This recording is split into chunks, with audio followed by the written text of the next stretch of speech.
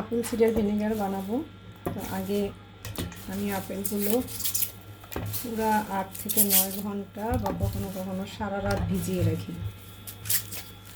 রাখি বলতে আমি শেয়ার করছি আপনাদের সাথে। এখানে আমি 2 কেজি আপেল ভিজাবো এখন। চেষ্টা করি বিভিন্ন ধরনের বাজারে যে কয় রকম আপেল পাওয়া যায় সেই কয় রকম আপেল কিনি, আর মোটামুটি একটু বড় দোকান থেকে ফল কিনলে যেটা সুবিধা, যেটা চলমান দোকান, সে চলমান দোকানের ফলগুলো ওরা বেশি দিন সংরক্ষণ করে না।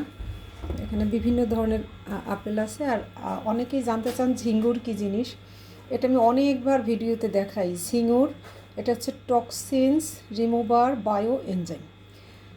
এটা রহমত শহীদুল্লাহ স্যার, উনি কৃষি পরম্পরার ওনার ফর্মুলা অনুযায়ী উনি নিজেই তৈরি করেন। এটা আপনারা যদি বাইরে কেউ বিক্রি করে তাহলে মনে করবেন এটা নকল।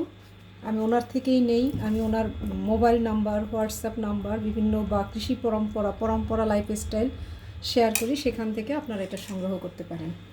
তো এই ভিজিয়ে রাখলাম ভিনেগার বানানোর জন্য। এইভাবে থাকবে 12 ঘন্টা। তারপর আমি কেটে বসাবো।